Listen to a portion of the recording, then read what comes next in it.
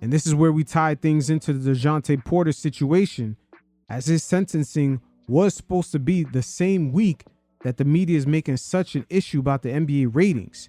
And no one really touched base on this because everyone has partnership with these sports books to promote and run ads on their podcasts, their nationally televised games. And that situation is an eyesore to the influx of money that's coming in. So with the media, the lines are also blurred. That DeJounte Porter story really reveals a lot of the inner workings to these gambling companies. Many of the sports books have collaborated, and they have third-party companies working for them, notifying them of unusual activity that's going across most of the sports books. Again, the lines are blurred. Just like ESPN working with TNT, all these sports books are in collaboration with each other to make sure the house remains on top. It's almost like the fast food chains. The eggs, the milk, some of the dairy products provided by the farmers. You don't think that's coming from the same places? Again, there's always checks and balances to make sure that the house always wins. And the third-party companies that look out for most of the sports books are the ones that notified not only the gambling companies, but also the NBA. So as this story unfolds, we're finding out that Jontay Porter was in debt and he compromised himself and the NBA to get out of his debt. And he's facing some serious charges. Conspiracy to commit wire fraud. He's facing anywhere from 5 to 20 years in prison. Woo. Oh man, I don't know if that was worth it, but the influx of money that's coming in through these sports books is undeniable. And more money, more problems. I think the sports leagues as well as the NBA, they're willing to just play it out and just deal with the consequences from day to day, month to month, year to year. And for those of you who love to put money down on some of these sports books, make no mistake about it. If you have a good consistency of just winning, they have analytics in place to actually probably show you different odds to actually put you in position to more than likely lose. And also don't be shocked if they don't, after a while, take in your bets. Maybe you try to put in a bet at a certain time and they end up saying, hey, there was an error. We didn't get your bet in time. There's there's checks and balances to make sure that the house remains on top. And we're seeing why this story really didn't get covered. And the NBA has implemented quite a few changes as far as parlay bets with players making under a certain amount of money. You can't really place those bets on guys that are, on the fringe of being out of the league, or guys on minimums, or guys probably not making over $30 million a year. So they're making their adjustments. And a lot of the NBA media, a lot of the sports media, everyone has Prize Pick ads, DraftKings ads, and they're not going to cover an NBA player who was already addicted to gambling, in debt, and then compromise the league. I'm telling you, Adam Silver really escaped a horrible story that will add to the PR blow the league has taken this week. Anybody would take the ratings argument over a former player who's been banned from the league just having gambling addiction and operating out of desperation to get out of this situation.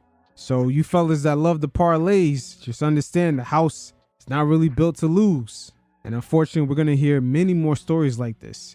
Jontay Porter is not the only one. So former on-air ESPN talent Bomani Jones had touched base on something that I've always alluded to, that being the possibility of the gambling companies is really what's propping up these large media networks such as ESPN. Running these networks heading into streaming, which has not yet been proven profitable. It's hard to make the numbers work, but when you bring in the gambling dynamic, it does change quite a few things. But he gave great insight to the future of not only this dynamic playing out, but also the interaction of new sports fans that are coming of age, but yet their first interaction with these sports leagues is a financial incentive. But eventually, how will the interaction be if you take that financial incentive away? Bomani Jones was one of the few people at that network that wasn't afraid of being a shit starter. But he gave some great insight to this dynamic, as well as these networks navigating, promoting these leagues with at least somewhat healthy discourse while dealing with social media. You guys check it out, and every once in a while, I'll check in. I think the first thing that most of us would admit is at this point, we are at the mercy of the gambling. And that is the most it makes things very interesting when the money seems to all be coming from the same place. And the place that it's coming from to me is something that is sports adjacent, but I don't actually think is really that tied to why any of us got into this in the first place.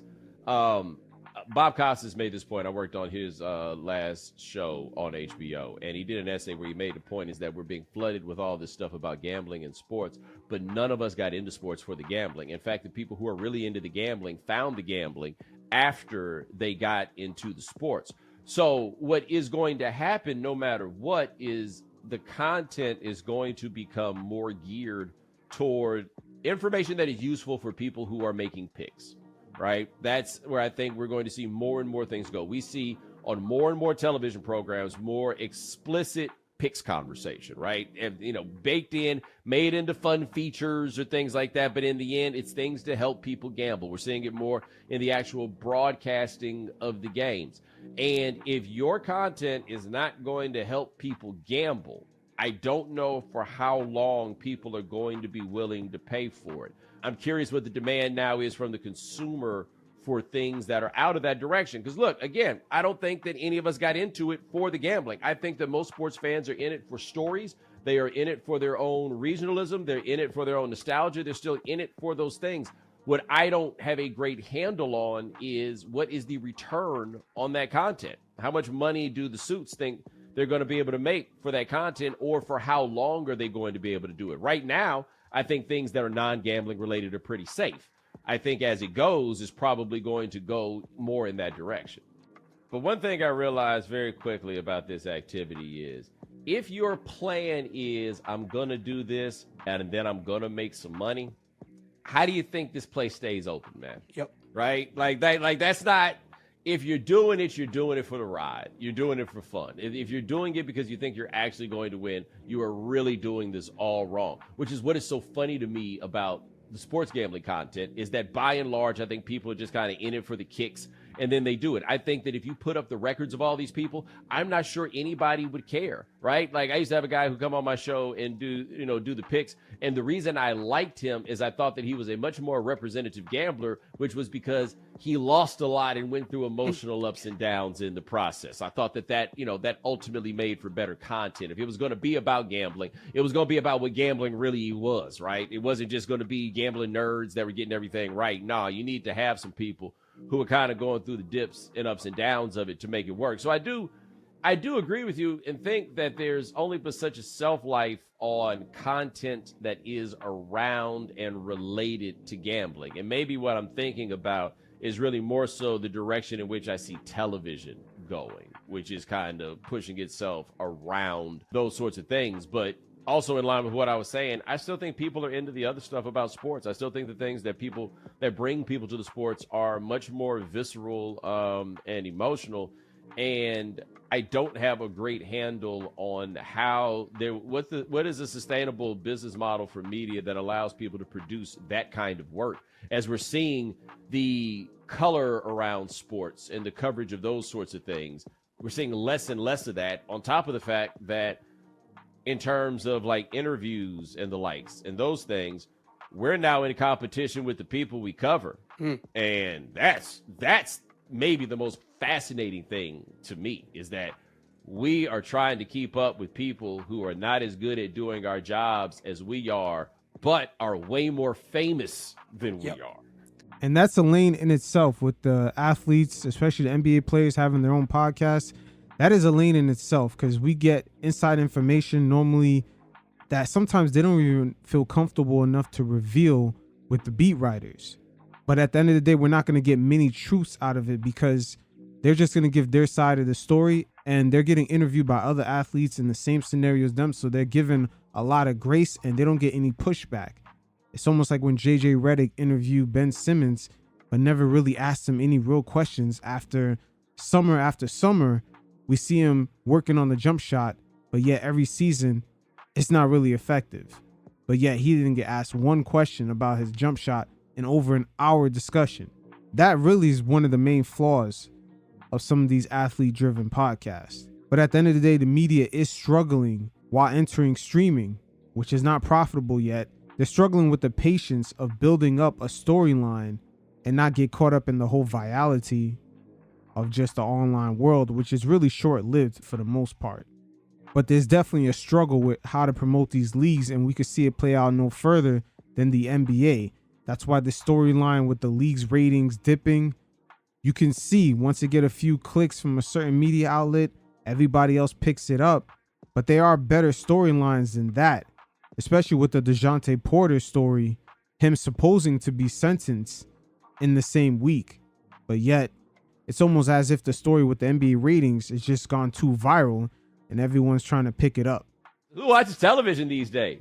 Like, I know I watch television because I have a little income to blow and a life that allows me to deduct all this cable that I get. So I just get all the channels, and I still think it's easier for me to flip up and down.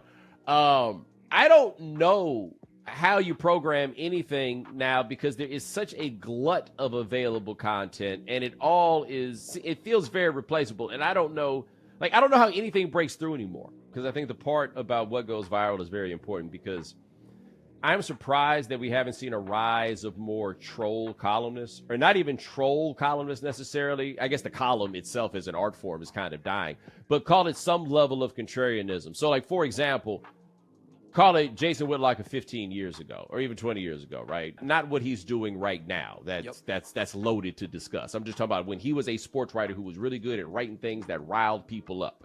Yep. I am surprised that we don't have more people who exist really in that space, because the algorithms have long rewarded, because people are attracted to online the things that make them mad. Those are the things that engage them at this point, are the things that let people blow off steam about it. Once again, the sports networks as well as the leagues, they're navigating through this. When the NBA had collaborated with Twitter and sort of integrated their league with the platform, it was a beautiful symbiotic relationship. But what happens when the platform now goes under new ownership and they have a different sort of business model? They understand that the discourse is really what's getting the clicks. And normally the NBA storylines that take time throughout the season to build up, those stories get repressed through that algorithm. A case in point, this year has been interesting in the world of my buddy Ta-Nehisi Coates, as he has written his book, The Message, that is pretty stridently critical of the Israeli regime. I've seen this bounce around and go, and we see it stoked up a lot of people on both sides, but there's obviously been a lot of anger that's been generated around that, and a lot of people with a lot of things to say about him. I feel like, and maybe this is a measure of recency bias, there's a greater virality, or there seems to have been a greater virality to that sort of reaction than there was to the overwhelmingly positive response to the case for reparations 10 years ago. Like 10 years ago, I felt like I could go in a lot of these spaces, and social media spaces in particular, and say something that people really, really, really liked, and that would catch fire, and that would give me places. I could point to examples, right? Like, I felt like that's how it felt at this point. In this day and age, I don't know if I could readily point to, like, what I could do that could be just so damn excellent that it'll get around in the same way as if somebody gets mad about something I say about Caitlin Clark. And that right there is working perfect to the WNBA's advantage. Their league low-key gets the same sort of racial promotion as Larry Bird and Magic Johnson did in the 80s. And when it comes to the NBA today, it seems like the stories that kind of get pushed up, like the NBA ratings, it always has a level of discourse that sometimes could be politicized. We see people tying that into the NBA quote unquote being woke, or the fact that they don't like Adam Silver because his political views, or Greg Popovich. I've even seen some tie Steve Kerr into it because he showed up at one of the conventions.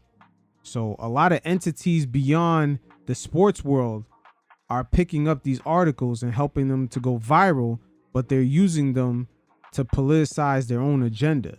And this just doesn't affect the online world. ESPN, make no mistake about it, they're looking at what's getting talked about online. But with them being on network television, they're trying to find what stories to pick up. And you could just see, though, from the way they cover the NBA, they really don't know what story to promote. The JJ Redick and the Lakers storyline kind of died down a bit, and they can't talk about the NBA ratings because that's their television partner, even though that story has gone viral. Them finding stories to promote the league, especially with these international talents, that normally does not translate too well with an American audience, and the lines are pretty much blurred right now. They don't know from which angle to attack this. It's almost as if the large networks that are supposed to appeal to everybody are struggling in an online world that really caters to the niche audience. Everyone has a tribe, but these large networks are supposed to appeal to everybody, and they're kind of struggling. You see it play out perfectly with the rival between Drake and Kendrick Lamar. Drake doesn't really necessarily have a tribe. His tribe is popularity, which is fleeing. And Kendrick, because he has a tribe, the diss track that he released, Not Like Us, you see how much those words activated his tribe. Again, this is a very interesting space for these mega media conglomerates. It makes sense why we really haven't seen many pop stars as well as Hollywood megastars being generated in the last few years.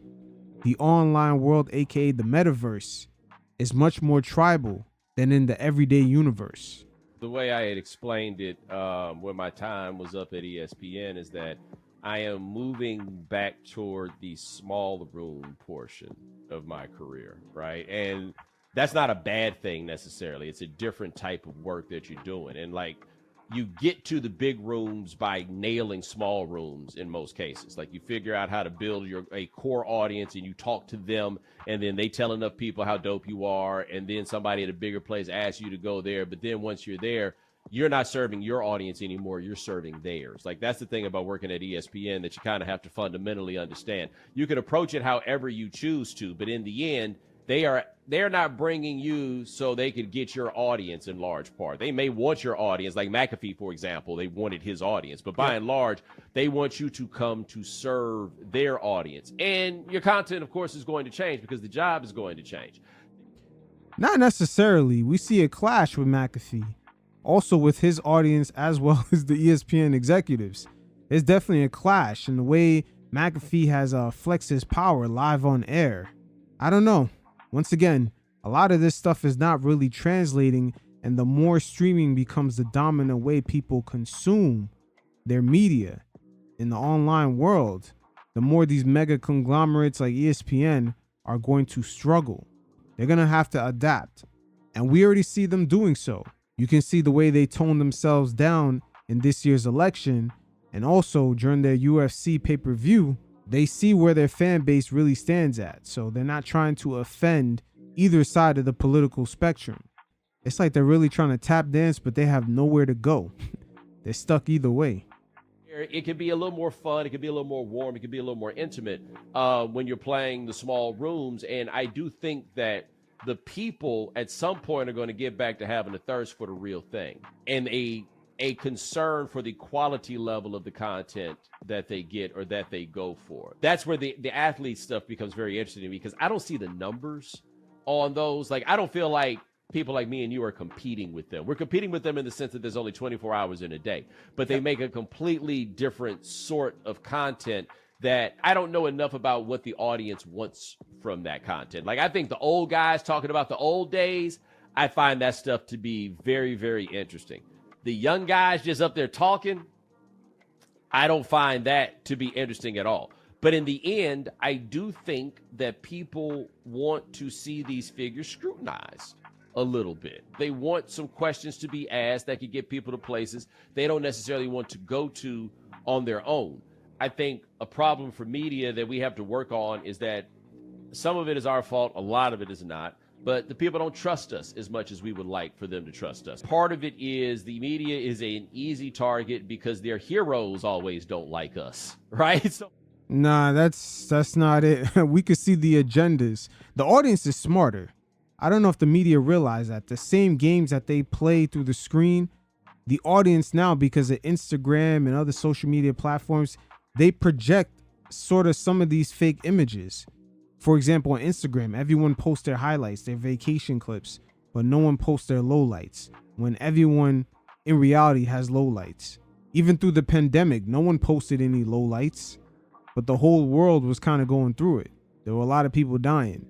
When you have situations like what played out with Dana White and his wife, him smacking the shit out of her, and ESPN is such an advocate for domestic violence, but yet they kept quiet about that, the audience sees right through it. They see right through it. And Bomani had said it himself. There's a thirst for authenticity.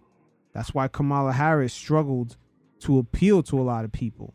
She was way too robotic.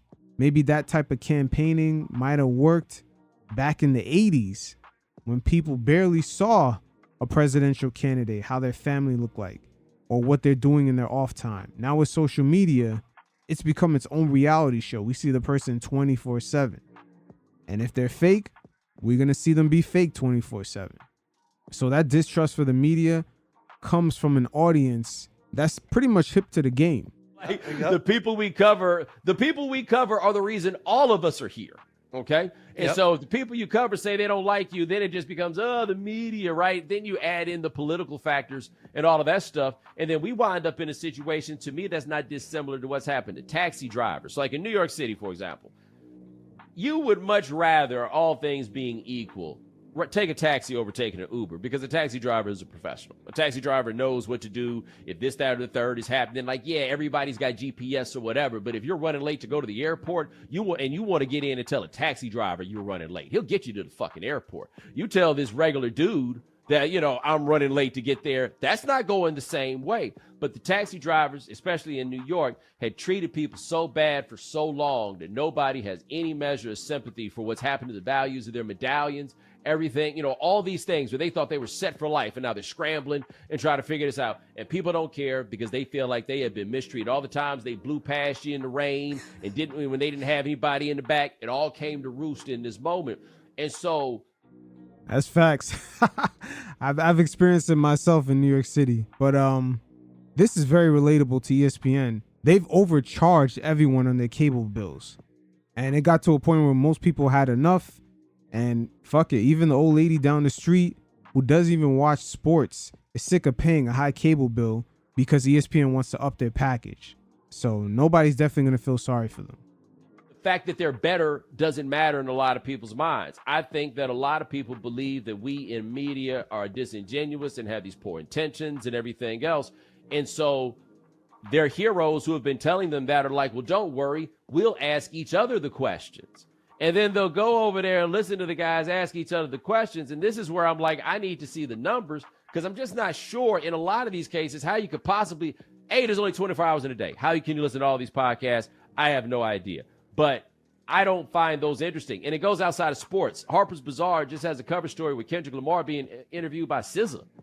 And there's no way in the world you're going to tell me that the best interview that you can get out of Kendrick Lamar comes from SZA. But you can tell me that Kendrick Lamar might show up and say, I'll do this if I talk to SZA.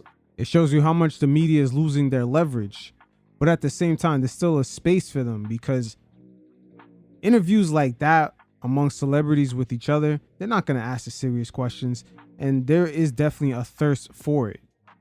But these are interesting times, because no matter how big of a sports network or just a media network that you are, you're still going to have to go through a middleman, which is social media, to reach the audience. And social media is going to choose what it wants to promote. And it's automatically set on promoting the things you put out that create discourse. In a way, these media institutions may have to strike a deal with Twitter, Instagram themselves, so they can get a leg up on what to push. And this is really causing the storylines throughout sports to kind of get lost. We've seen SGA and Oklahoma City Thunder make the Emirates Cup final, but yet the casual NBA audience wasn't quite ready for it because there's been no buildup on the media side. But any attempt for them to build up SGA's profile to the casual NBA fan, and I emphasize that, the casuals, just like how the casuals know Michael Jordan, LeBron, Kobe. But for them to know SGA, there has to be a buildup. And that buildup normally happens through the storylines. But those storylines sometimes might be too boring for the social media platforms, so they get pushed down. It's an interesting dynamic, but the NBA has a long way to go when it comes to promoting their upcoming stars.